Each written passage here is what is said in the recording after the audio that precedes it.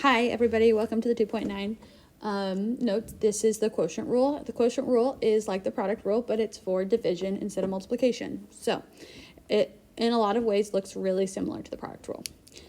If f and g are differentiable at x, and if g of x equals 0, because you can't divide by 0, then f of g is differentiable at x, and the derivative of f of x divided by the derivative of f of x divided by g of x is f of x times g of x, f prime of x times g of x, minus f of x times g prime of x, all over g of x squared. So, in other words, what you will do, whether you want to call it f of x or g of x, you are going to take the derivative of the numerator. You're going to multiply that by the original denominator. You are going to subtract. I'm going to highlight that because that's the difference between the product rule. The product rule is addition there. This is subtraction, so don't get that mixed up. Then you're going to subtract the product of the original numerator and the denominator, the derivative of the denominator. And then you're going to divide all of that by the original denominator squared. And so that is what the quotient rule is. It's more icky than the product rule, but in a lot of ways works like the product rule. The biggest thing I want you to know is that the derivative of a quotient is not just the derivative of the numerator divided by the derivative of the denominator. That's how addition works, that's how subtraction works, that's how things work when we're doing like function notation and limit rules, but that is not the quotient rule. So do not try to find this. Do not try to do that when you're trying to find the quotient of two functions, the derivative of the quotient of two functions. And so let's go ahead and look at our first example. So I'm going to go ahead and write out the product rule. And I'm going to do this every single time because at some point you need to have the derivative. I'm going to write out the quotient rule. At some point you have to have the quotient rule memorized. You're not going to be given to it. So I'm just going to go ahead and write it out every single time. So the original function is 5x squared plus 2 divided by 8x minus 3. The derivative of that function will be f prime of x times g of x minus f of x times g prime of x all over g of x squared. And like the product rule, I'm just going to do all this work over here to the side. So I'm going to start off with listing out f of x. F of x is 5x squared plus 2. That's our numerator. And then f prime of x is going to be 10x. In this case, like in the product rule, it technically doesn't matter which one you call f of x or g of x, but in this case it does matter because the order of division matters. And so if you're not doing it in this order, it doesn't technically matter what you call it, but when you put it into the quotient rule equation, you have to make sure that you have the right order because the order of division matters. And then g of x is our denominator, so that's 8x minus 3, and the derivative of 8x minus 3 is 8. And so now I'm just going to take all this information and I'm going to plug it into this equation. And I'm going to try to highlight as I go just so you can like see the connection between all of these things. So f prime of x we found out to be 10x, and so I'm going to put that right here. And then we're going to have g of x. I'm going to go through and highlight after. And then f of x is 5x squared plus 2, and g prime of x is 8. And I'm going to divide all of that by 8x minus 3 squared. And so I'll just highlight all the connections. So g of x, this is also g of x, this is g of x, f of x, f of x, f of x, and then g prime of x, g prime of x, g prime of x, and then also this is g of x. So you should always see your denominator, like the original denominator, twice in your quotient rule if you did it correctly. And this is going to be our final answer. We're not going to simplify it because that would take us way too long. And so we can just stop here. On to the next problem. Feel free to try this by yourself if you would like to.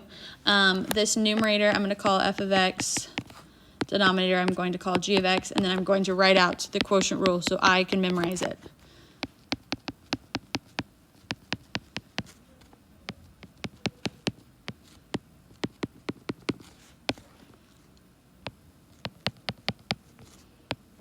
Okay, so that's it out. And then I'm going to rewrite all of my information over here. So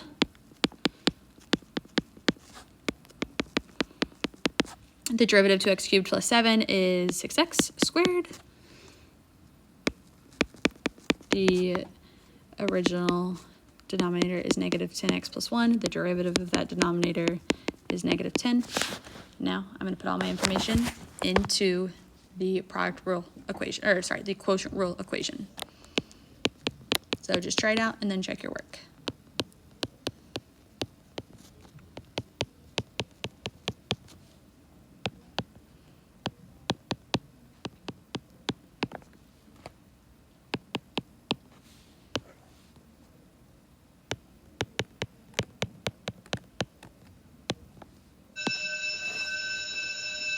And that is your answer. If you need more time, just pause this, but I'm going to move on. Okay, so we talked about this when we talked about the product rule, and a question we threw out was, should we always use the product rule, or would it be easier to multiply things out? So like, for example, if we had like two termed polynomials, we could just distribute that really easily. And so the question here is like, should we just divide? And so sometimes we use the product rule and it's honestly unnecessary. And so my kind of rule of thumb, I'll write this over here, my rule of thumb to look for when you're trying to determine like, should you actually use the quotient rule? Well, the only time you should ever be considering using the quotient rule is you have a quotient. You have a function divided by a function. But what I would consider is the first thing, are there x's on the numerator and the denominator? Numerator and denominator. Because if there's not, it's normally pretty easy to move it around and like actually do the division. Denominator. So that's like one thing I like to think of. And then the second thing I like to think about is if there are x's on the numerator and the denominator, is there only one term on the denominator? So if this is like too confusing for you, you can use the quotient rule every single time. It will get you the same answer, but I just like don't want to do that if I don't have to, because it's so like long and icky. Is there only one term on denominator? So for this example, we want to find the derivative of h of x, and h of x is 5x squared plus 2 divided by 3. And we're just dividing, like there's not x's on the numerator and denominator. And so I am not going to use the quotient rule because all we're doing is we're dividing the numerator by 3. And so when we divide the numerator by 3, you can just like, you can divide the numerator by 3, but you just have to make sure you divide both terms by 3. So that would make it 5x squared divided by 3 and then plus 2/3. And 5x squared divided by 3, that's basically 5/3 times x squared. And so now it doesn't look like I need to use the quotient rule at all, and I can just go ahead and find the derivative. And so this h of x, I wrote h of x because it's not the derivative, so do not stop there. Now I will find the derivative. I'm writing h prime of x to indicate that now I'm going to tell you the derivative. So I'm just going to use the power rule here. 5/3, I'm going to pull this 2 out in front and then subtract 1. So I'll have 5/3 times 2, and then that will just become x, and then the derivative of 2/3 is 0. So my final answer here is 5 times 2 is 10. I'll have 10 over 3x, and that's my answer. And that like is so much cleaner and so much neater and so much quicker than using the quotient rule. So avoid it if you are able to. I typed the same thing in this next section, but for this one, example 4, it says determine if you can use the quotient rule and then find the derivative of y equals 5x plus 2 divided by x, all divided by 8 minus 3x, or all over 8 minus 3 divided by x. And so probably looking at this, you're like, it's so complicated, there's no way we don't use the quotient rule. And that is true. If you look here, the numerator and the denominator have x's in it, so that tends not to be easy to divide, and the denominator has 2 terms, and so that's not easy to divide. You would actually have to use, I don't even know if you could divide this, but I think in pre-calc you might have learned some like long division, and that's what you would have had to do to avoid this. And so I am not going to use the quotient, or I am going to use the quotient rule for this because I just don't think there's an easy way to simplify this and get rid of the division. So I'm going to write out the quotient rule.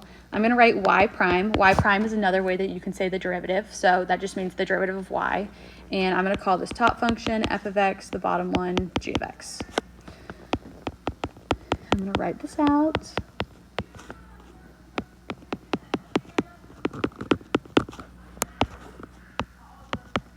And then I'm going to go find these things over here to the side. So f of x equals 5x plus 2 divided by x. So this one actually, as it is not ready to take the derivative because we have an x on the denominator of a fraction and all of the x's need to be on the numerator. And so I'm going to rewrite this. 5x is perfectly fine as it is. And then I can rewrite 2 divided by x as 2 to the x minus negative 1 power. Because if I want to move this x to the numerator, all I have to do is change the sign of that exponent. This, and I will say this over and over and over again. The reason I wrote it in a line right here is to show you that f of x equals 5x plus 2x to the negative 1 power. So that's still the original numerator. I have not found any denominators. Now I'm going to write f prime of x, and every term I'm writing its derivative. So the derivative of 5x is 5. The derivative of 2x to the negative 1 power, I'm going to take this negative 1, I'm going to multiply it by 2, and that will give me negative 2. And then I'm going to subtract this exponent negative 1 by 1. So I'm going to get x to the negative 2 power. And I'm not going to simplify because this problem is already so complicated that I'm not going to simplify. But if you really want to, you're welcome to. And then now I'm going to do the same thing with the denominator. So the denominator is 8 minus 3 of x. Same idea. It's not ready for you to take the denominator because, or sorry, to take the derivative because there's an x in the denominator and those all have to be on the numerator for you to be able to use the power rule. And so I'm going to make this 8 minus 3x to the negative 1 power. It's basically like the same thing as the last one, but the denominator was the numerator was 3. And then I'm going to find its derivative. Derivative of 8 is 0, and then negative 3 times negative 1 is a positive 3, and then it'll be a negative 2 because negative 1 minus 1 is a negative 2. So that just cleans up to be 3x to the negative 2 power. So I've done all the work now. Now I just like to actually input things into the quotient rule. So y prime equals, just plugging things in now. So I'm just going to do it. I'm not going to talk, but if you need any help, just email me.